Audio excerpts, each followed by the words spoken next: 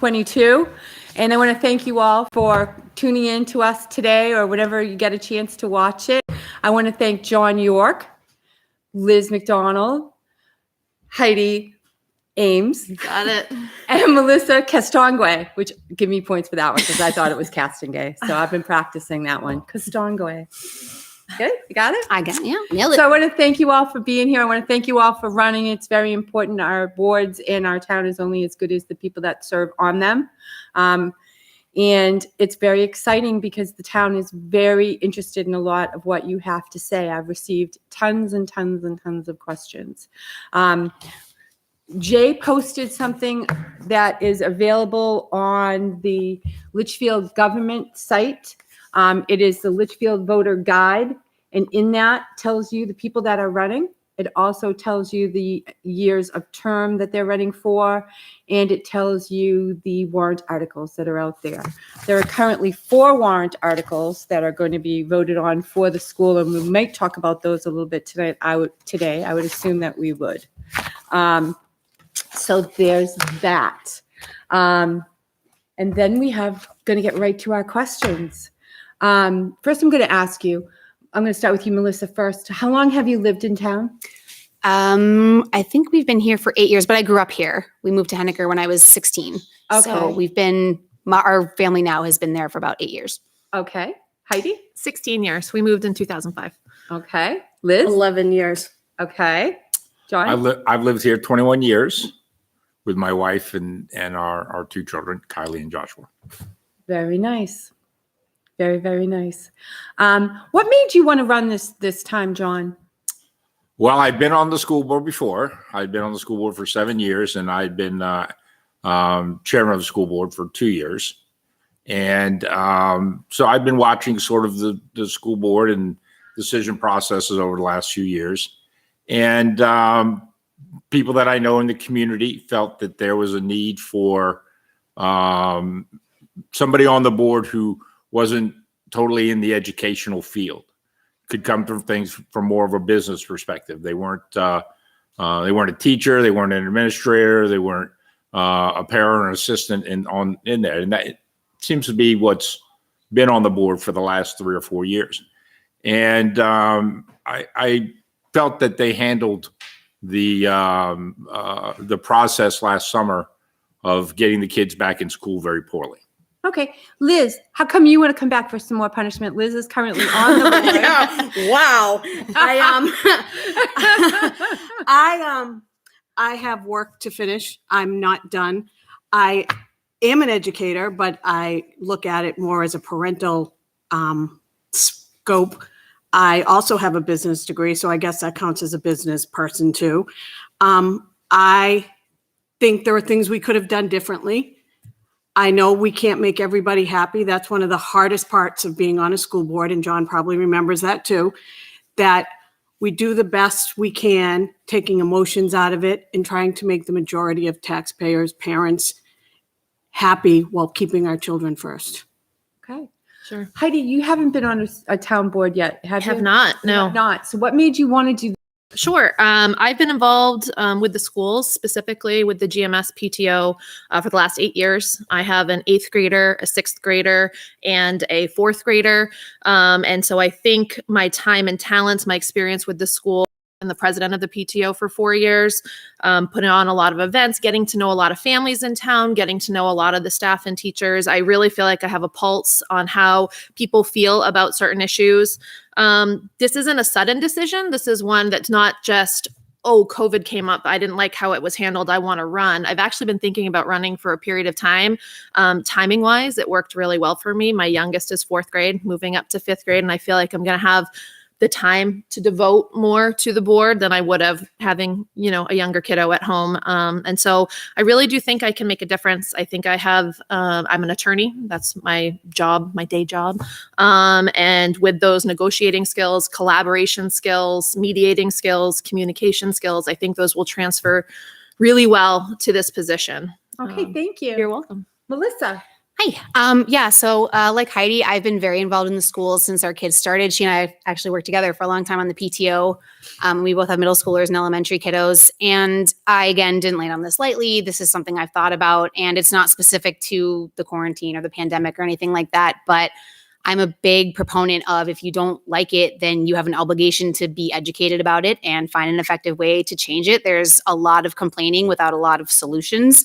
And I would love to be part of that process, because I have no right to be a keyboard warrior and type about my frustrations if I'm not actively trying to change it. And I guess that's the biggest reason. I've seen, like Heidi said, we've been in the schools. We've seen the effects, the boots on the ground, how these decisions affect the schools directly. And when we're in there not seeing what we like, and we're taxpayers and parents, and some of us are teachers in this town, and it's not one against the other. It boils down to everybody being one team on this. So I would like to see that. Okay. Can you tell me what your thoughts on competency-based grading is, Melissa? This is going to kind of switch tacks a little bit away from COVID, because I think that could use a breath. Hard agree. Thank you. I am not a fan of the competency-based grading, and I'm very disappointed that we shifted to that in the middle of a pandemic. I was Shifted to it? Well, the middle school, right, did, and the elementary okay, that I school didn't moved to a know. new grading system in the middle of a new learning model. Okay. That, as a parent, is very frustrating. And what I've seen, even in we didn't have report cards in the first quarter, but what I've seen already from my kids is that it highlights all of their weaknesses, but really does not allow them to shine in any areas. It's really a pass-fail, black and white. And I don't have a firm grasp on it. And a lot of the teachers have expressed that they really are still learning this on the fly too. And I understand that this is an evolving thing. There's a learning curve, but As a theory, though, it's been established and running in the high school Mhm. since inception, I believe. Yep. Can you tell me, as far as that as a theory and that as a program, how do you feel about competency-based? I mean, I went to Campbell, and I remember when they instituted this, and the big thing was, well, everyone around us is doing this, and the block scheduling. And coming from the fire service, I can tell you the most dangerous term is, we've always done it this way. And it's not best because everyone else is doing it, because everyone else is not Litchfield. And I've seen more people suffer for it than benefit from it. Heidi, how do you feel about competency-based? Sure. I think there are two components to the question. I think how I feel about competency-based in general.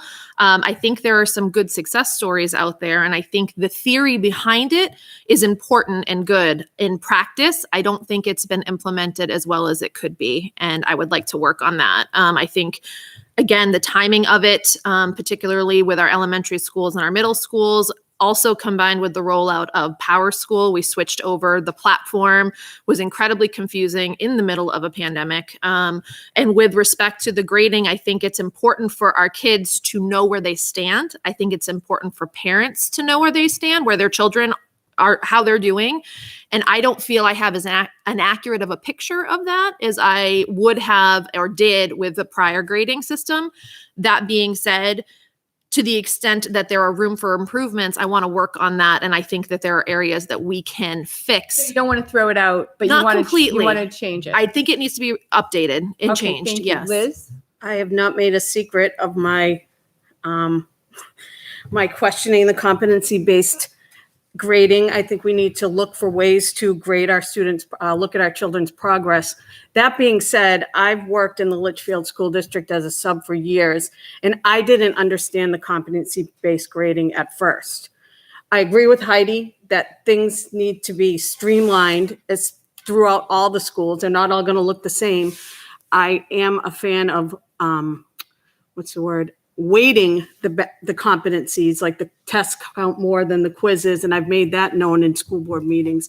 I think the bones are there. We need to work together with the school board, with the district, with the union, and get us all on the same seems like page. teachers have an ability to shift that. Is that correct, John? Yeah, I when I was on the school board, while they had competency-based in the high school, maybe since day one, they never really did. They had grades, just like regular grades. They called it competency-based, but it truly wasn't competency-based. It was ABCD grading scale is what it was. And when we were on the board, when I was on the board, we sort of moved all the schools, administration, and all the teachers.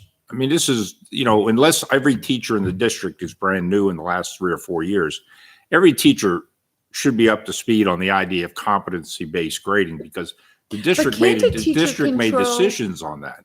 Can't a teacher control, like, so say one competency has 2 tests and another competency has 12 tests, and Well, suppose you it's do not well really, on it's not everything really else. set up. It's not really set up that way. It's It supposed used to be. Yeah, but the curriculum is the curriculum has changed, and I believe the curriculum has changed with a lot of input of the teachers, in the sense that the school board and the administration and the teachers worked. This is what we want to see out of our second graders. This is what we want to see out of our sophomores or our 8th graders. There's certain things that we expect to see. So curriculums were designed around that. And then the idea behind the competency-based is the student needs to show that they have met the standards of what Right. the curriculum The is. idea sounds great, right? Are you And- for it and- or against it? No, I am for it, because Okay. one of the things that I did not like when as my kids moved through the thing was one of the things I didn't like. I didn't like midterms and finals when we were supposed to be competency based. I didn't understand Right, why there was why yeah. students who had performed well for a whole semester all of a sudden had to take a test. Agree. And if they didn't do well on that test, for whatever the reason may be, all of a sudden what may have been an A+ became an A, what was an A- became a B, for no other reason than they didn't perform well on a test, but they passed all the competencies. So in the high school truly struggled with that. The greatest thing that came out of COVID was they had to get rid of midterms and final exams. That's the best thing that came out of it. The high school had to go to competency-based grading for no other reason than it was too difficult to administer final exams, Right. which is great, because now the high school is finally probably getting where they need to be.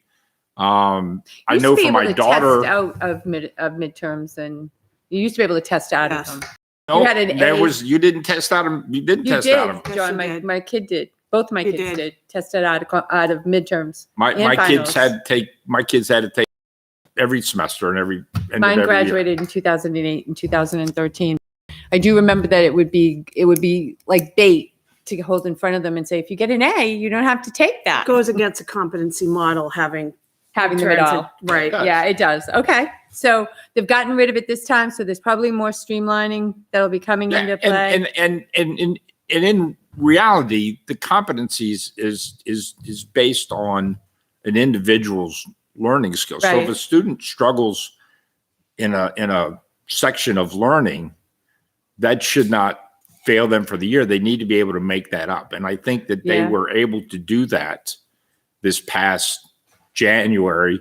Students who did struggle with some competencies were able to make those up, which is what the whole idea was the whole idea behind having time for finals, was to Okay. help students. Yeah. So we're going to move on to this question. I kind of want to where you stood, just where you stood, nothing after that. No explanation of why you believed it. I just want to know where you stood there. And then I'm going to ask you some other questions that go along with that. So in September, where did you stand regarding opening up the schools? Were you full open? Were you full remote? Were you hybrid? Melissa, I'm going to start with you. I'm for full open, but I'm more full choice. Parents should have had the choice. But in September, you wanted Full open. choice? All right, yeah, Or 'cause I choice, didn't give you yeah. that. That's So okay. choice. I All want to right. be clear. Heidi, I supported a hybrid option. hybrid. Liz, full in with parental choice. John, In school, 100%.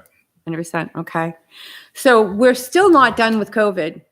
We would love to be, all of us would love to be, but we don't know where we're going to be in September.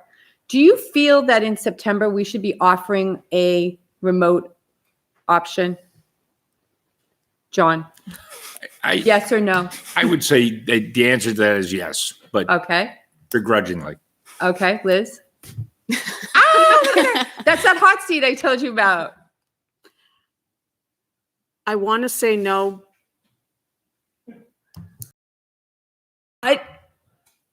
But I want to say maybe. Wow, an unqualified maybe. Heidi? I think it's a hard choice, but I think we don't have think of where we are now compared to where we were 6 months ago. Yep. What we knew science-wise, data-wise, what the regulations were, what we knew in August is incredibly different to what we know now, and very well may very different this coming August. So I don't know that I'm prepared to answer the question. Based on what we are seeing now, yes, I do think there needs to be a remote option for families. However, I think that is going to be a rolling discussion. I think we should prepare for it, and if we don't need it, then have to have it. However, it needs to be prepared for now. I want to make sure we're prepared. I You already echo. answered. Go ahead. Oh, no, go ahead. I'm sorry. I was going to say, I'm I getting echo confused. Heidi's sentiment. I think we need to be ready for that because we are seeing other districts already talking about that, because now that we've offered it, I don't think we can take that off the table completely for families. For some kids, it's been wonderful. They have flourished under the remote model because they have parents at home who support them and they're getting the one-to-one that they need. And maybe socially, school's very hard for them. So I'd say Okay. yes. So there's a program out there called VLAX, Virtual Learning Academy Charter School, I think is what it stands for. Am I right? Yes. It's something that's already established. We already pay for it. Is that maybe a way that we could offer that remote in September rather than the stress that some of our teachers are facing and that some of our dealing with in remote in a simulcast classroom where they're zooming in to a class that's live? John? Yeah, I think that VLAX is a very well-established remote learning tool. There's no reason why we shouldn't use it. But at the same time, I firmly believe that students need to be in the classroom. Right. And Not going to be If we know what we possibly- know today, kids should be in the classroom. Thank you.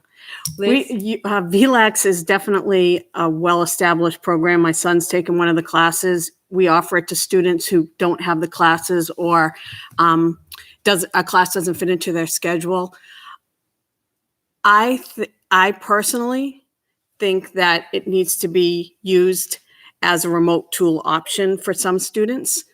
I think we've put a lot of pressure on our teachers this year to do both at the same time. And I don't know if it can be done without a memo of understanding or agreement with the union. It might involve teachers losing jobs. I'm not sure where it goes, but I also agree with Heidi. We don't know what we don't know yet. Heidi, how do you feel about VLAX? Sure. I feel lucky enough to have my daughter is taking 2 VLAX classes now in 8th grade. And I think it's a fantastic program. That being said, is it an alternative for full remote learning? So someone doing a complete VLAX education? I don't know. I don't know the answer to that. I'll be perfectly honest. I will tell you the elementary program is brand new. They just rolled that out with COVID this year. And so while they've offered VLAX classes for high school and middle school, and that is very well established, the elementary school is brand new. And so I don't have any experience with that program. I can't endorse it. I worry about our teachers' mental health tremendously and the synchronous model. And I do think there are things that need to be done to address that, whether it's through VLAX or not. I'm not sure. Thank you. Yeah, and I don't have any experience with VLAX. None of my children are in any of those courses, but I'm not sure that can be a substitute for the remote learning model. But I also don't know that that's also not a reflection of just a failing synchronous model. I don't know if that's the solution to that or the only solution to that, I should say. But I don't feel comfortable speaking on it. I'm not terribly But if familiar it was with it. the only way that we could offer remote, if it was, It shouldn't be. That's a failure of our district if we don't have an alternative to that, because VLAX is a great way, from my understanding, to offer more classes, diverse classes for kids who can't fit it into their schedule. I think it's great, and I don't see any reason to take it off the table, but I don't think we should rely on that to eliminate our obligation to provide that to our students. okay, so remote students, how would you, if it's so difficult to teach a class, because I know that the teachers are having a hard time, kids are getting muted, kids are talking while they're muted, kids are feeling alienated in the remote model, and teachers are having a hard time reaching them. So what would you do? That's related.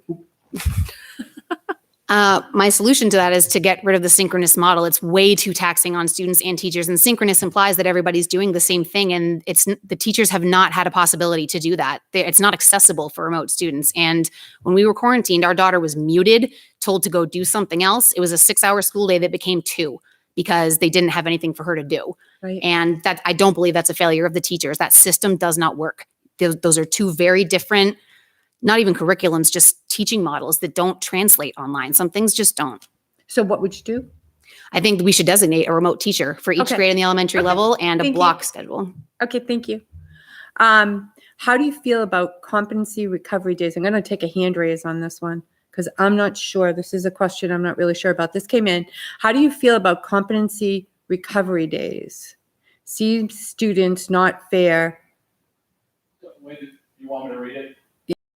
Yeah, can you give us this question, Jay? How does the school board feel about competency recovery days? Our high schooler had to miss 2 days of school because other students didn't do their fair share of work to pass their classes.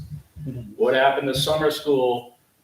Why are those willing to learn not able to attend school while those who don't choose to do their work get to make it up in class? And it seems that the folks that did do the work get the day off or something like that. Thank you. That Yep. makes much more sense. Technically, they did not get the days off because they would have had midterms all week. So they would have had half days all week, which would have given them 2 full days. So what is a competency recovery day? if a student fails a competency in a subject, they are allowed to make up the competency. Wouldn't that be after school or weekends? Basically, a Their student, time. let's say students taking a math class and they fail whatever 2-week section of math they were doing. They didn't pass that. Whatever the tests, whatever the quizzes, whatever the grading scale was, they did not achieve a passing grade on that. But the other 7 Right, but wouldn't competencies, that be like if a teacher back in the old days, if you first of all back It in would the old be made days, up if you with your flunked a final test, you exam. flunked a test. no, it'd and be you made up could- with your final exam. You could maybe, But- if you were that kind of But we student. did away with final exams and we made competency makeup days. So basically all they did was switch out Or you didn't make it final up at all. exams. No, if you had achieved passing grades in all of your classes, then you didn't have to go do competency recovery. Okay. And it Okay. wasn't like a student, it's the same thing as when That is students- something that we struggle with, us 60-year-old people, that you fail and you get to try again, you get to try again, you get to try again. Back in our day, when you failed, and you learned what the consequences of that were. And I'm wondering, if that might be something. But you understand when with competency-based grading, it's based on every 2 weeks. You go from one competency to another set of competencies. So in a semester, there's eight 2-week sessions. So if you fail one of those 2-week sessions and you pass the other 7, based on competency-based grading, you failed. Right. Okay. But back in the olden days when we were in school, we would take a final exam. And if we passed our final exam, then we passed the class. So what competency makeup does is allow you to take an exam for that 2 weeks and pass it. And if you pass whatever exam they gave you for that 2-week period of time, they're determined to have passed that class. And now they've Okay. I think it's important to remember that this is the school board has one employee and it's Dr. Jetty. He's in charge of the school. Right. And if parents have complaints and issues, please be a voice. Come in and see us. Speak your mind, not just on Facebook. Write us a letter. Send it to one of us, and then it won't be public knowledge. We need input. And Dr. Jetty is open to all emails and input, and he may or may not share with us. It does seem that there's been a lot of surveys that have gone out, including the surveys that went out and the work that was done to decide whether to do a hybrid or a remote or a combined plan. I have had a lot of input and a lot of questions about what was actually done with those surveys, because it didn't seem like they were accumulated and that was the reasons that decisions were made, that the input of the parents that filled out these. Who had the complaints or who had the issues with it? It was all compiled in a spreadsheet. Was it compiled? Every single person would say Elizabeth McDonald, 2 students, all in. Okay, so you, at the end, you could look at it and say, I have 50 people that are all in, I have 20 Yes. people that are remote. You could look at that, okay. 'Cause And I don't think people realize, or I'll enlighten people, that not only do we have school board meetings, we don't stop at 9 o'clock or 10 o'clock. Oh, We I'm gonna get continue into to that. meet for 1 or I'm 2 gonna get hours into that. after. Yeah, And we have hours of work to review before our meetings. right, I'm gonna get into that. Okay, sorry. Yeah, that's okay, that's all But right. it was, I'm sure, I don't know if Dr. Jetty can share that. Maybe he can white out all the names, but he can share the percentages, I'm pretty sure. Okay. So that does kind of, too, as a current, I'm going to ask these two as current or prior school board members, where they prioritize people. And I'm going to ask you if you make it onto the board, where you stand on these. So, John, when you are reviewing topics, you have teachers to consider, you have students to consider, you have parents to consider. In some cases, you have staff to consider. How do you prioritize that? Who's your first priority? The student. Thank you. Liz? Students. Absolutely, the students. Heidi? Students. The students. Thank you very much. I think a lot of parents will be glad to hear that that's your answer. Okay. Let's see. Here's another question that I found really, really interesting. Do you support the warrant article that the town passed in 2003 that required the school board to create separate warrant articles for new positions, increasing staff hours, things like new positions, increasing staff hours, architectural work that needs to be done on the buildings, that all of those issues, each of those issues in those categories would be presented to the voters as warrant articles. Do you support that, John? Well, that's a very double-edged sword answer question there. I think that's why it was given to me. It's intriguing, isn't it? I don't support it in the sense that 15 years ago, there was a petition warrant article that was given to the townspeople, meaning it was just a recommendation. And that recommendation has become the holy grail for 18 years plus now. And this did an excellent job of seeing where there was and shuffling their staff positions to different positions, not 2 new positions, 2 different positions. No new money, but 2 different positions. So a job title changed. Okay. And because of that, the school board was forced to put them on as a warrant article. They're not a new position. It's just, we took this person and we're going to make this person with a different skill set. But it kind of is. I mean, you're taking away what this person was, and now you're What adding. this person isn't necessary anymore. Decided by. The school board Okay. Okay. really decided by the superintendent, who informed the school board that we need these 2 positions. And what I did was I went out and found the money in my budget that was passed by the townspeople, Yep. that was then given to the school board to manage. And they went out and found those positions. But because of that petition warrant article passed many years ago, the school board's not allowed to do that. So now there's 2 recommendations to the townspeople. Okay. If they're not voted in, you know who's impacted by that? The students and the teachers. Should be a positive, could be a negative. So you're thinking in some situations, I guess is what I'm trying to get to the short answer here, is in some situations, decisions need to be made at the board. They make changes. Well, let me give you an example. Let me give you a prime example. You gave me some, but I kind of want to just. In the elementary school, we have to move teachers from 1st grade to 4th grade all the time. Right, and you don't Because want to they have do to do that. a warrant article every We don't time. have to do a warrant article for that. Good. Because we took a 1st grade teacher, made him a 2nd grade teacher. Because why? Because there are more students in 2nd grade. Mhm. And that teacher was qualified to teach 2nd grade. So that doesn't get covered under this, though. Why should it, that we had a 2nd grade teacher? I'm going to move on to Liz. And I'm not sure. I'm so just you're- saying, what I'm saying is that if you can do it with teachers from one grade to another grade, if you can use the why money do, that's why in do your you budget. have to now do it when you determine you need an IT person and you're able to juggle your staff around and make that person within your budget. Within your budget. Yes. Is what you're saying. If you Yeah. don't, if you're not. If you go costing the outside your budget taxpayers- and you need new money, then yes, I'm Are you I'm not all for afraid that giving that that to the town. transfers into them being able to use any monies within the budget for anything? I think that Well, might that's be- that's the rule of the budget.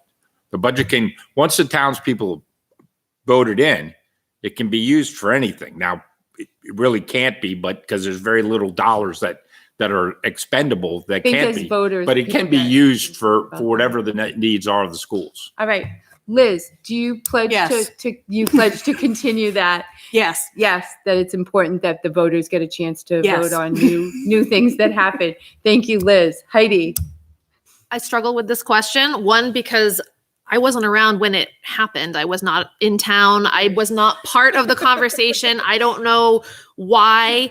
I feel like there is a dynamic that pits the I'm school. finding out there's more of a one than I Right? thought was the question. I thought it was intriguing. Now I'm finding out more. But I think there's this dynamic that pits the school board against the budget committee or the school board against taxpayers or parents against, and I don't like that. And I feel like this warrant article was a way to try to control or pin down the school district and the Spending. school board and its spending. Yep. At the end of the day, as John indicated, there is a bottom line budget. And so to the extent that the school is able to cut two positions to fund two other positions, I'm not sure that needs to be a warrant article. I think it's got to be a case by case basis. I can't come out and say I support every single position being on there. That said, if it is truly a brand new position, if you're creating some sort of secondary business administrator position, something on the district level, if you're creating something large that would require additional funding or will significantly take away from other funding,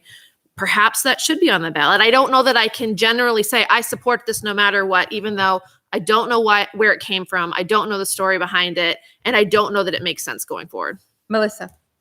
Yeah, again, this is a really double-edged sword because I've been on committees where I don't think it's in the public's best interest to weigh in on them because and I think this is kind of just the ugly child of the transparency people think that there isn't sometimes when it comes to the school board. And Okay.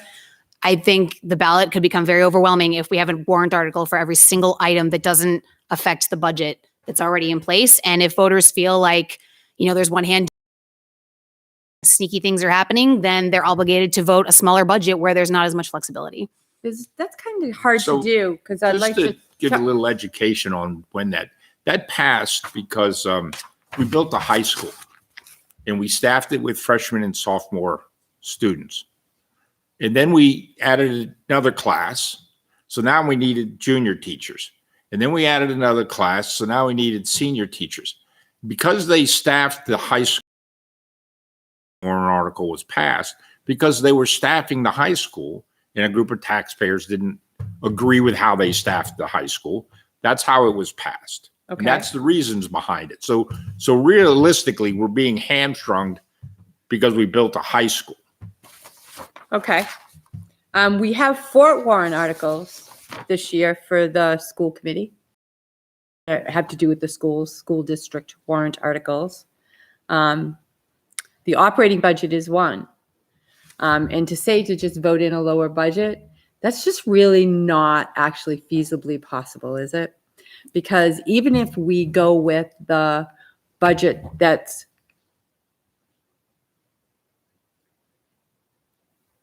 that is the default budget, okay? Or the budget that is the operating budget, we're going to get an increase either way. So what you're dealing with is if you go with the operating budget that I believe has been suggested by the school committee, then and the budget committee combined, then that operating budget is going to change your taxes by 60 cents a thousand, I believe, this year. And then if you vote that down, it doesn't mean you don't pay that. It means that the town is allowed to, and the school board is allowed to, and the budget committee is required to. I don't even know if you're allowed to. I think it's required to, is to take the default budget, and that is $1.01 per thousand. So every year that we vote in our budget changes, Yes. we're never receiving a flat line. We're never receiving a lesser amount. We're always getting more. The question is, how much? So, so the budget, it's not always because they're spending more money that there's an increase in your taxes. Well, the budget has It- gone up it by, could- It may have gone up, but at the same time, for the last years, we've received less money back from the state. right. Okay, so Yep. so where the budget stays the same, let's just say $22 million. If the state is giving you $5 million of that, and then the next year they're giving you $4 million, that next $1 million has to be made up by the taxpayers. But when we stopped having to pay for the high school, like where was that decrease? I never rememdered that decrease. Oh, it was absorbed into the up in. It was into the absorbed budget. into increases. Well, no, the budget went. This is becoming like a discussion between you and I, and that's Yeah. not really fair to the rest of the Well, candidates. that's because I was there here. when a lot He of was that on the happened. board then. Yeah, you were on the board. There's a lot of history back there. But at the time when the last payment of the school came, it was a $400,000 payment. So as it went down, it became less and less. So Right. it just Okay. sort of disappeared. So we have 2 articles for technology integrators. One for 86,200 with an impact of 8 cents, and another one, same thing. So it looks like we're going from, and these were recommended by the school board. I have to say that the budget, this was really interesting to me. The operating budget that was put in to affect the 60 cents per thousand was not recommended by the school board. It was recommended by the budget committee. So I thought that was kind of interesting. That's after their cuts. Yeah. That's after the budget committee cut. Correct. Okay. Why are there 2 technology integrators on this? So can I speak on that? Sure. So the reason there were 2, there was actually requested to be 3, and the hope was to have a tech integrator in each school. When that went to the budget committee, were cut and they were taken separately rather than having the voters maybe potentially turn down both. They were put on separate. Warrant will pass, Okay. and so you will see there on Yeah. 2 and I do 3 see that. So on those. I'm gonna remind the voters to get on there and find your Litchfield voter guide. This They'll guide get one in their mailbox this week. this week, but Thursday or you can get Friday. a head start on that, and it was very enlightening to me to figure out. Sure. And then we have a capital improvement expendable trust fund. I have to say, I like it when it was recommended by the school board, which to me means it was probably unanimous. The number isn't on here right now. It's got a 0 tax impact. Yep. Yes. A 0 tax impact. As a voter, I love those, except for it really isn't a 0 tax impact, is it? It's money that we've saved from other warrant articles before or It's other money left budget over from the items. budget. Yeah. Right. Money left over for the budget, okay, would be applied towards this $100,000. And this one is for, Liz, help me here with, I read it. I didn't get a chance to. Existing facilities, it's $100,000 general construction piece. Which schools is that intending to look at? I'm sorry, I didn't hear what, The capital improvement expendable trust fund, is this just to put it in case we have a roof that leaks or something like that? exactly. Okay, Yes, okay, because it happened. okay, because it happened, okay. All right, let's see, let's see if I can get some questions that everybody can answer. Let's see.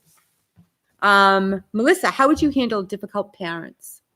I've been a coach in this town for a long time, and I have definitely encountered difficult parents, and I've been a difficult parent. And my best practice policy, especially as a coach, make the rules very clear and draw your lines before there's a problem, because you can always throw the book at people. And if they don't like it, they have a means to change it. Always hear that side. But if I have told you and told you and told you that this is the rule and that's not clear to you or you don't care, I don't know how much further we can go there, but my policy has always been to be clear so that you don't ever have to dispute that when there is a problem. Heidi, How would you handle difficult administration? I and with compassion, with kindness, I think you need to hear and understand where things are coming from. Where is the issue starting? Typically, I find it comes from fear. There's some fear, there's some issue going on, and finding out what that is and communicating through that. I mean, I think at the end of the day, you have to work together. This is a board. This is one seat on a board of 5. You don't have the power to decide anything on your own. You need to work collaboratively with your board. You need to work collaboratively with your superintendent. You need to work collaboratively with the superintendent's staff. And so to the extent that there is a problem or difficulty with the administration, I think having very clear policies, very clear review process, and having open communication are the keys to resolving that. Okay, that's a good answer. Liz, how would you handle a situation where you encountered unethical behavior within the school district? Wow. Wow. I know, right? These are all from the same person, and I went 1, 2, 3. And Liz, are you ever going to do it again? Let me take my mask down for this one. We need the Unethical full face for behind. this. Yeah, I need to see all my expressions. I believe that it is the school board's job. We are the top. You work your way up through the line. The teachers don't work for us. They work for Dr. Jetty. Dr. Jetty works for us.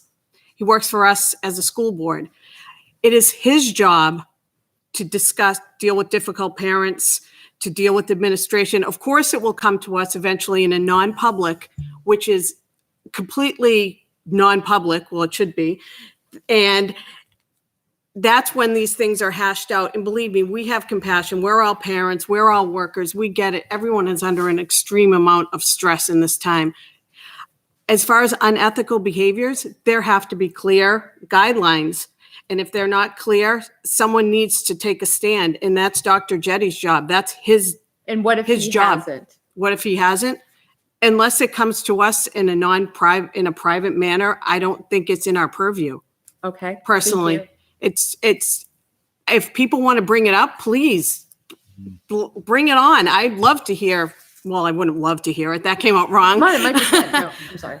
All right. Thank you, Liz. You're welcome. John, yours is how would you resolve conflict shortly within the board? Well, sometimes you cannot resolve conflict within the board. In fact, I was on a board that we could not resolve conflict.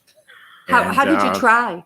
What kind of things did you try? Well, we tried to follow the school board policies, and school board members decided they weren't going to follow the policies.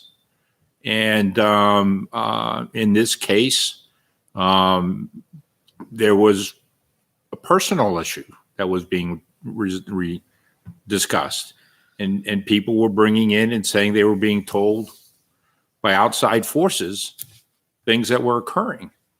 Well, either the board has all the information or they can't use any of that information. And in this case, we go back to our policies, and our policies are written specifically to make sure the board as Is a there anything whole. that the board can do together as far as team building skills, though? I mean, we look at our kids and we make them find ways to work together. And when we get adults in a room and we can't get them to treat each other with respect and we can't get them to speak nicely to each other, it's hard, Should we have to do the obstacle course over at Dara and the trees and Do I get the whistle? Do I like a get the safe, whistle? yeah, like safety catches and I think- and I don't know. whatnot? Back in the day, I think people would go out and have a drink together, or people Yeah, would do that. I think, Yeah, I do know things that. have changed. It's politically incorrect to go do that. but I think Liz will vouch for this. That in a school board, when the 7 years I was on the school board, so that's a lot of meetings that I was at. I don't believe that there were more than a handful of times did not agree. Okay. And that when the vote, the bottom line is that when the board makes a decision as a board, so when that board gets 3 votes, whatever the topic is, the 2 no votes have to now support the 3 yes votes. That's true. Unless those 3 yes votes got to their decision in an unethical way. Correct. There you go, John. Very well Okay? tied And then at together. that point in Yes. time, the 2 no votes became very loud. Melissa, what would your top priorities be for the next 3 years? That sounds like a long time, but I know it really isn't. And As because parents, I've we been a know it student here flies. and now a resident and a parent here, I see so many things that could be on the warrant articles and things we can improve on. I don't think that list will ever be short, but my priorities are getting our kids back in school full time and a new GMS. I know that's an old horse we've been beating up for a long time, but it's been necessary since I was there. And I'm so tired of putting duct tape on that school. It's ridiculous. And I think what we really need to do is find ways to get money into this town because it's going to grow no matter what happens. We're bringing in more people. There's a wait list literally to get into this town. And when I was here, there was a summer camp. There was a rec center you could go to. There's no epicenter in this town. We don't know our neighbors because there's no central location. Our kids are going to sports in different towns. I just don't think we offer a lot. So I would like to see us Dreamtown, take out the rec center at Dara and rent out a pool that we build to have other towns come in and pay for that. People don't want traffic and more people in this town for whatever reason and traffic lights. And I totally get that, but we can facilitate that in a way that's amicable instead of rezoning half the town in a way that we don't like to get that money. So that's my priorities. I got to say, first, I just want to interrupt myself to say you guys are all really well prepared and you're making it easy to do and a lot of different ideas. So Heidi, can you? Sure. Are- Top 3, of course. Okay. I'm sorry, you want to come back? No, I got it. Jinxed you. I'll nail it down. I think first and foremost, there are a lot of damaged relationships from this year. That needs to be a priority for healing that. There are a lot of, I won't go into politics, I won't go into COVID, but there are a lot of divides amongst important groups, amongst parents, amongst taxpayers, amongst school district teachers. I mean, I think there needs to be some healing. And again, I would like to help with that. Communication, transparency, having those conversations, one conversation at a time, communicating issues, making sure people feel heard. I mean, that at the end of the day, even if you can't give them what they want, making sure they've come to the table and they feel like they've been heard. That is Okay. something I feel has been lacking, and I would like to take part in that. 2, I think students. Our students are the key. They are, as we said, they are the epicenter. They are reason why we're here. And I have to imagine, I'm not an educator, but I have to imagine there's going to be some gaps. There's going to be some ground to make up from the last year. And we need to find a way to help those learners, all of them, whether they were remote, whether it is from the spring, whether special education, whatever the learners are, we need to find a way to fill those gaps because we have to make sure our students are ready for whatever their post-secondary journey may be. That could be college, that may not. And that's great. And that's okay. Yep. But we need to make sure they're ready. And then my last goal, I mean, I think it's a little bit more narrow, but the fact is this is a really big 3-year period coming up. Both the LEA and both the LSSA, the support staff contracts, are due to be negotiated this year. In addition to that, the new GMS building, which is a top priority, is scheduled to be on the ballot for next year. Those 3 huge things, those are skills that I have. I negotiate every day, mediate every day, have those conversations. I want to collaborate. I have a really good relationship with teachers.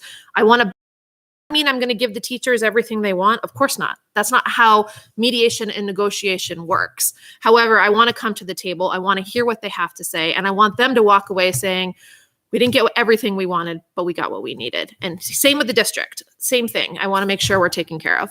Thank you. Liz? Well, I don't have to say anything. I think they covered it. No, actually, reassessing facilities, GMS, it doesn't have to be Taj Mahal. It really doesn't have to be. We don't need a huge school. I'd like to work on communication and transparency, which you both mentioned. There are some bridges that need to be mended. I also think we need to work on maybe a summer remediation plan for students to fill gaps, like Heidi said. I do really want to look back into competency-based grading and how we can have the teachers understand it 100%, the layperson, the average parent understand competency-based grading, because every school in my district, we do it completely different.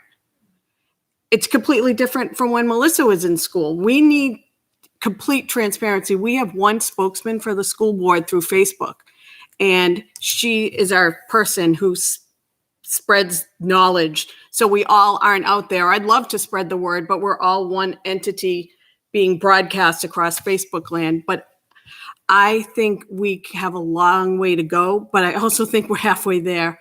I think this is the best town ever to live in, and I'm 100% in for the long run. Thank you. Your top 3 priorities. Well, I agree with all of those. And I figured that getting kids back in school and everything would be everybody's. But so I have a few other topics. One of the topics is I want the IT structure in our district. When I was on the school, when I left the school board, Campbell High School was supposed to be remote learning 100%. Okay. All the kids had Chromebooks. They were moving down into, so we should have been remote learning at capability at 100% last March. So when COVID hit, we should have been prepared because we had a buy-in to get Chromebooks to everybody from administration, from teachers, and everybody, but we weren't. So We were. fix one was to make sure that we're 100% ready with our IT and the teachers have Being the ready for tools. something and implementing I something can be 2 understand. different stories. But we though, need to make can't it? sure we can handle that with our IT. Okay. The other thing that I pushed for when I was on the school board before, and I would push again, I believe we need to move whatever we teach now needs to go down a grade.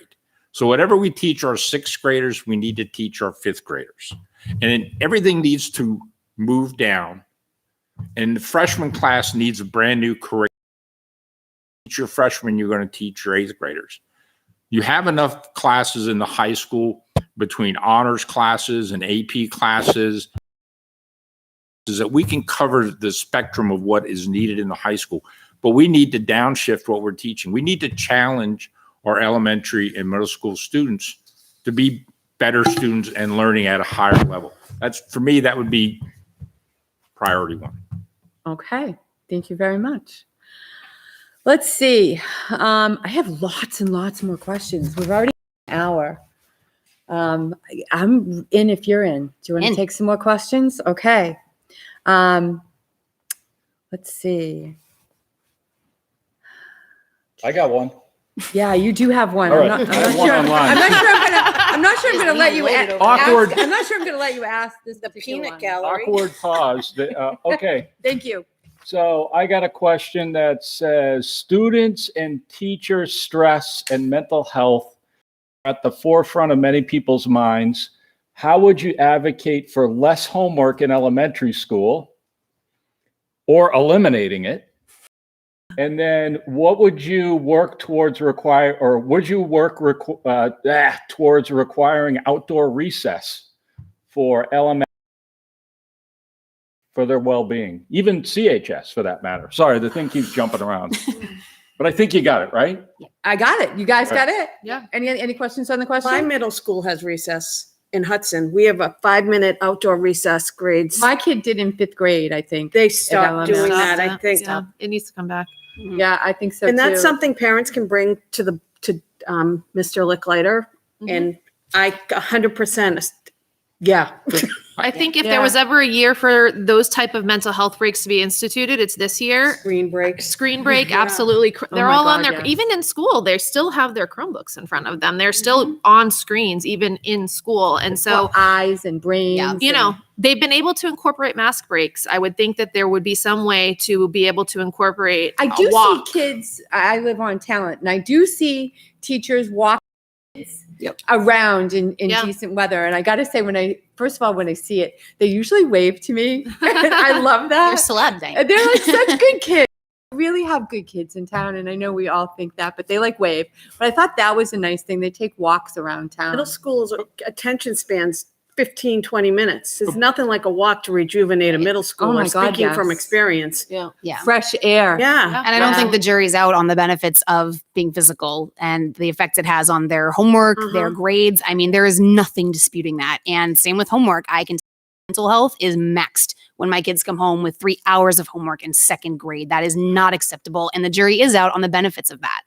So I'm 100% for eliminating that because I don't see a benefit. to Another it. question I have in here that kind of ties to that, and we're talking about the stressors, is there room in the budget to increase mental health services throughout the school district?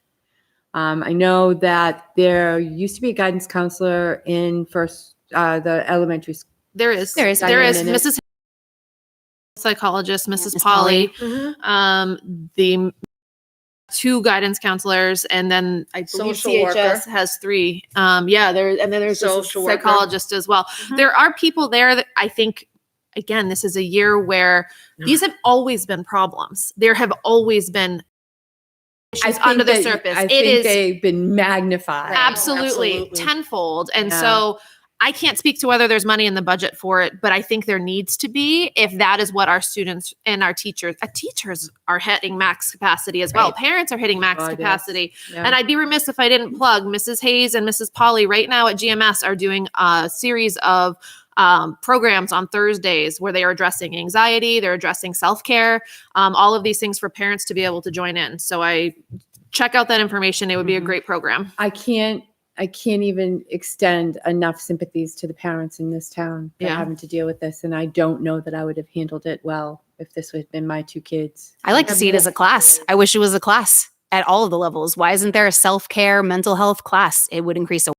They would be able to self-identify their Something you symptoms. could look into and I'm not present. opposed to that. Mrs. Rooney is fantastic, and she has during COVID taken her health class has become Yeah, that, which that's is true. I so love great. her. It is self-care, it is meditation, it is having those breaks. Well, we're right, because we have kids in the elementary school who don't know that stomach pain and headaches and fatigue are symptoms of anxiety and stress. Oh my So God, they go yeah. home from the nurse's office because they're feeling sick instead of having coping mechanisms that would allow them to continue and feel safe at school. I have to say that my next question is kind of do you have the time to devote to the school board? Because with everything that's happening, I mean, the school board is working Overtime. overtime. Yeah. They really talk about a stress factor. Sitting on that school board cannot be easy. Yeah. You have so many people that so passionately want this and they so passionately want that. And are you going to be able to spend the time that it's going to take to listen to as many people as you can listen to? Liz, do you have Oh that my God, I time? gotta cry. Ah, I've been on the board 3.5 years. I've not missed one meeting. I've not missed one negotiation. I've not missed one deliberative. And I only missed half of a summer meeting because I was at Old Orchard Beach. good for you. It's a That's self-care, priority. Liz. And I'm a pleaser. And this is a growing experience for me because I'm a teacher. I want everyone to be happy. I want Jason to be happy. I want Rob to be happy. I want everyone to like me, but it's Not on the impossible. list, Diane. Yeah, No, sorry. It's impossible as a school board. I have haters. Never in my life did I think I would have haters because I care about your kids, your kids, your kids, your kids. Your kids are graduated, but I cared for them when they were at the high school. Brendan over there.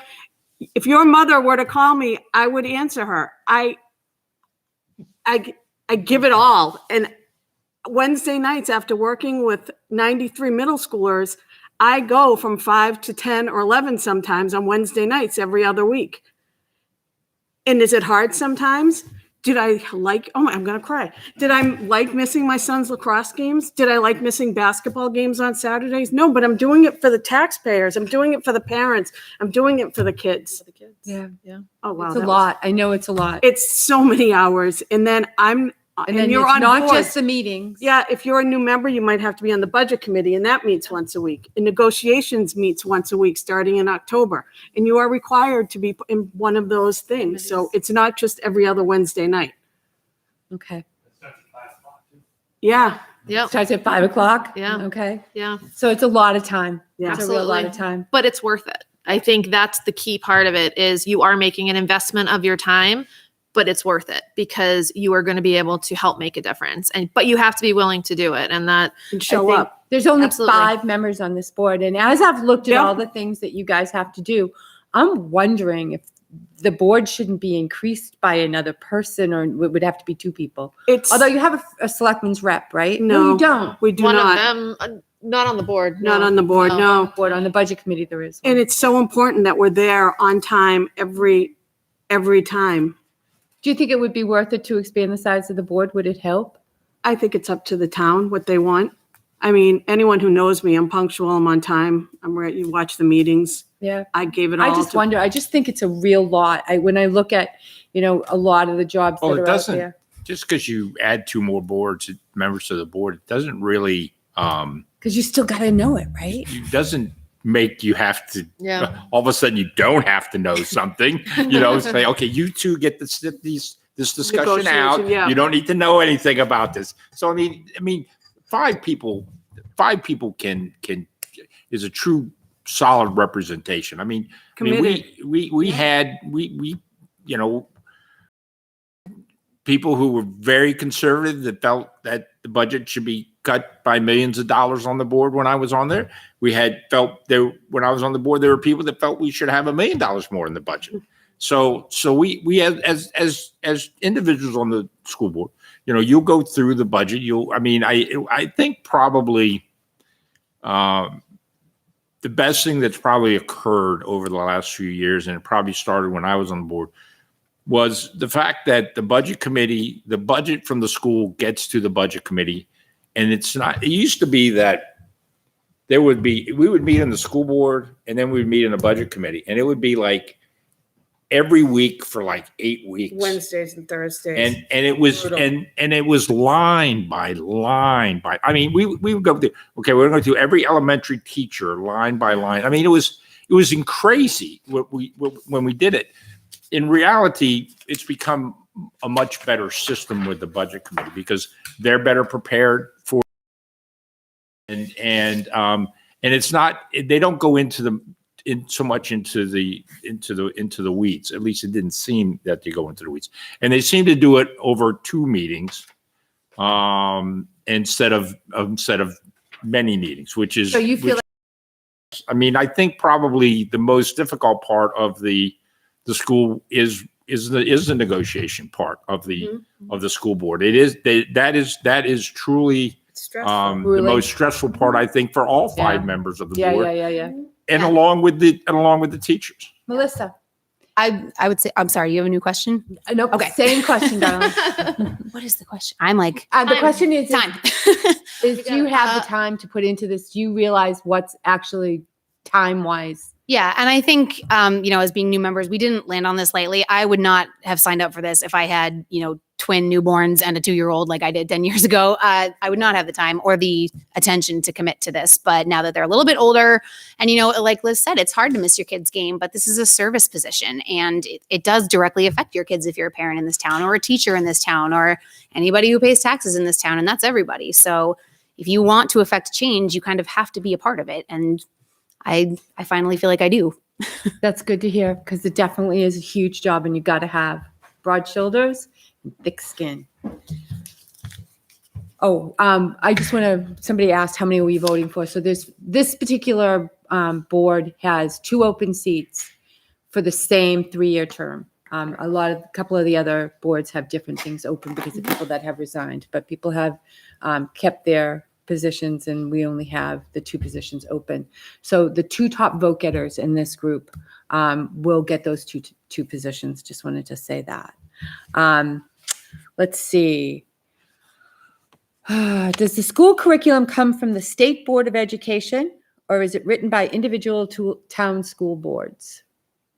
Melissa, do you know?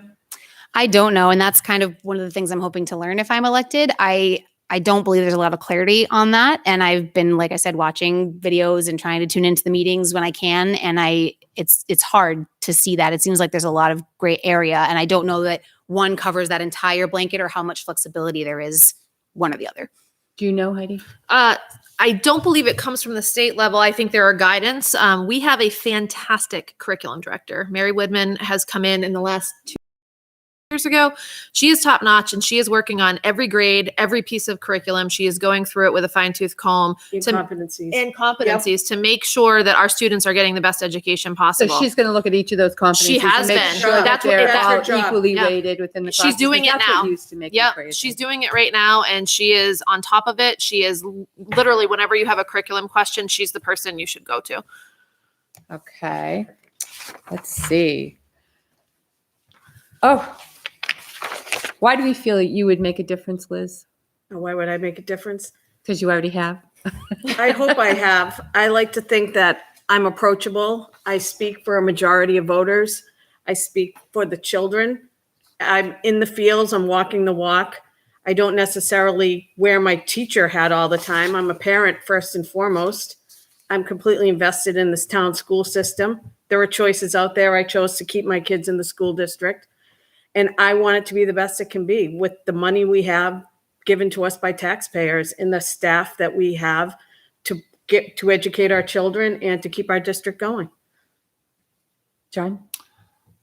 Well, I think that, I have had a lot of experience through all the schools. I've had my own two children have gone from first grade through 12th grade. And we've had 8 foreign exchange students that we've put in the high school. So we've seen Campbell High School do very well for our students, and we've seen Campbell High School not do so well for some students. And Fit into that? well, I mean, sometimes with some of the foreign exchange students and things like that. But I think all in all, my skill set is that, I just bring a different perspective to the table. I bring I understand what is necessary for the students. I understand what is necessary for the taxpayers, and I understand what is necessary for the teachers. And I think of if the most important one is first the students, and then the Okay. teachers and the staff of the schools. Thank you. Melissa, what do you bring? How are you going to make a difference as you? What about you is going to make a difference? So many things. I sort of feel like the black sheep in this election, to be honest, because I don't come from a business or money management background. My drive is really to do the best for our kids. And if I'm answering these questions and it sounds like I'm not familiar, I'm not. And I think that's a reflection of how a lot of people feel in this town. I've spoken to a lot of people who feel like this is a foreign language and they don't understand what these warrants mean. And even on the What's Up page or the Budget Committee page, I don't believe that the obligation to be transparent ends with posting a meeting and meeting minutes. That's not a language that everybody speaks. And I don't think agree. you can make an informed decision if you don't understand what you're reading. So I would like to see more of that because that would help me tremendously and probably a lot of people in this town. Thank you, Melissa. Heidi? Yes, thank you. I mean, I think my background certainly allows me to make a difference in this. All of my experience is important, but my passion is what I think really, truly is going to make the difference. I mean, I think everyone here is for the students. We all want to make sure that they succeed, but we all bring different attributes to the table. And at the end of the day, I've spent a lot of time getting to know all of our GMS families, particularly, again, with the experience with the GMS PTO, I've been there a lot. LMS families to an extent as well. And I'm new to CHS, but I'm excited to get to know them as well. And I think in terms of I have experience, I have communication skills. I think I have a compassion and a kindness that I would like to think again, I can make people feel heard. I want people to feel heard. Communication is so important at this point. I've said it 3 times, I think, but you can't give everyone what they want, but you can let them walk away feeling like they were heard. Yes. Okay, so this is actually for people that have been on the board before. Liz. Come on, you're looking cute. All right, so if you've been on the school board before, what was your proudest accomplishment and biggest reward? I think full-time kindergarten was a huge, huge, huge thing for this town. Having taught first and second grade many, many years ago, having the foundation and having all the kids in the same moving throughout the district sets the foundation to make them successful in school. And what was my second one? Oh, I had it in the What is it, your greatest reward? my greatest reward. My greatest reward is just, I have to say, I love going to the high school graduations. I love watching our kids graduate. I haven't missed one of those either. That's a nice one. And What about go a ahead. regret? Do you have a big regret? Do I have a regret about being on the school board? As a school board member. Yeah, I had quite a few of What is those over something the that summer. happened? No, you don't get to say at all. I want to little more specific. Something that didn't pass or that you worked really, really hard on and it didn't go anywhere or, I personally yeah. don't think we've come, and I looked at my platform from when I ran 3 years ago. I don't think our communication is where it should be at all. I really don't. I don't think a blurb on Facebook is getting it done. I don't think an email every couple weeks. And I read I get the GMS, the LMS, and the CHS newsletters because I requested them, and they're nice, but I don't think they tell me everything I need to know unless I As ask a questions. WhatsApp person who asks gets Yeah. a lot of this out, I know I interviewed the principals of the schools. I know I interviewed Jet once. Dr. Jetty? Dr. Jetty, Yep. yeah, I interviewed him once. But I think that we could probably do better as well as the WhatsApp page as far as getting more interaction. And I have to tell you, I look at it the same way Melissa was talking about that. It's a big nut. I mean, it's a lot a lot to learn, a lot to cover, a lot. Competency-based on. grading alone is a lot to, and Yeah. I've been part. Just to understand I- all the terminology and I mean, I had somebody sent me this question about the VLAX and I'm like, what? Relax. What's that? Oh, okay, that makes sense. And in what aspect, but whatever. So yeah, I like that. That's another one. What was your biggest accomplishment? I think the greatest accomplishment was when we got full-time kindergarten, because it was almost as difficult to get that as it was to get an elementary school, but we got it, and it was truly it was the right thing to do, and we pushed hard and to communicate very well to the townspeople. So Yeah. the board can communicate when it needs to communicate. So when it wants something. when it needs to communicate, it needs to communicate. Sometimes I think you got to get And past I would the tell you, one of the things that I always articulated when I was aboard was that once we have our meeting and they complete the minutes, they're supposed to publicize our minutes, not publicize our public minutes after the board approves them, but as soon after the meeting, like within 48 hours after the meeting, the minutes are supposed to be posted so somebody can review the minutes and not have to watch the meeting. And that's something that I believe that they should do. They don't do, but that's a board decision.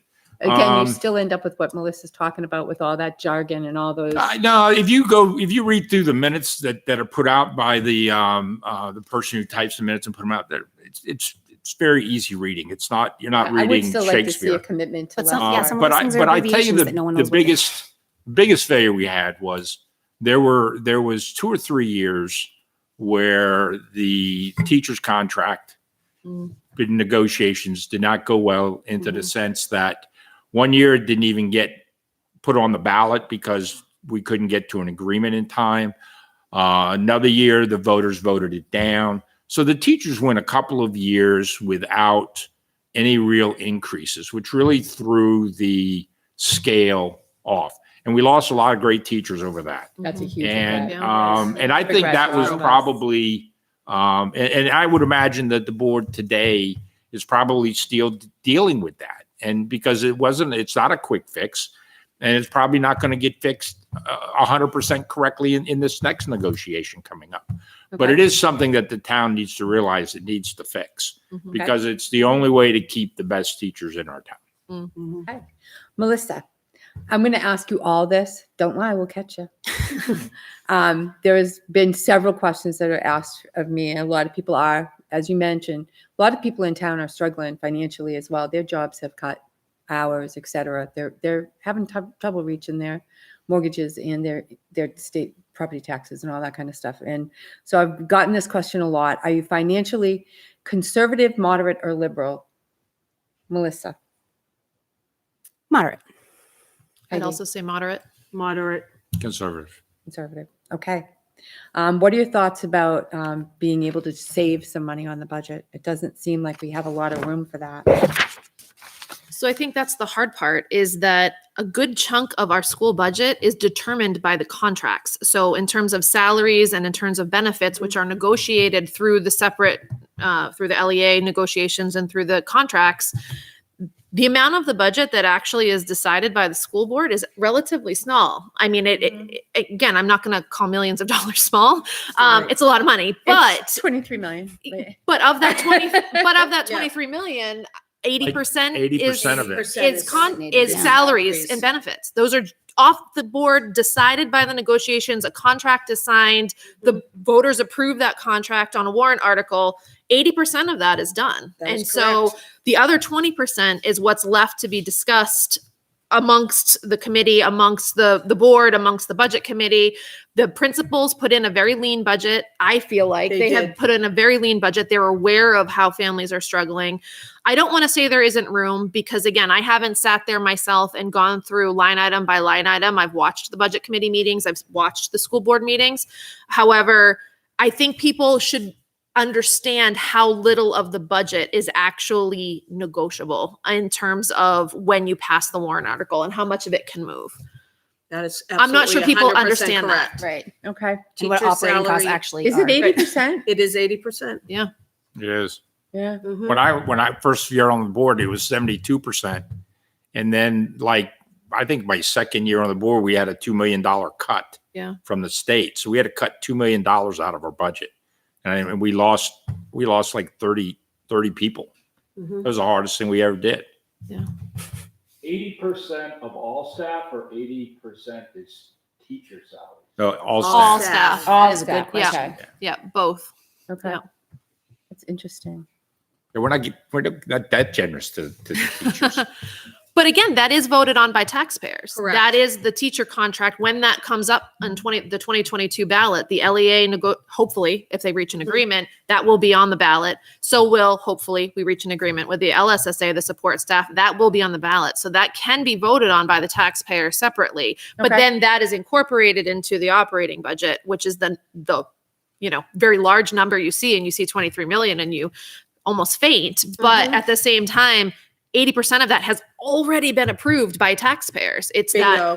that Yeah. 20% that hasn't been approved by taxpayers yet, that the superintendent, the principals, the school board, and the budget committee work really hard to make sure it is nice and lean and tight. Is there room for streamlining? I'm sure there is. There must be.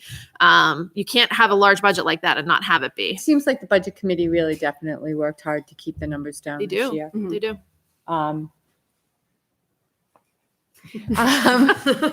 Melissa, what issues do you believe are important to address to better prepare our students post-graduation?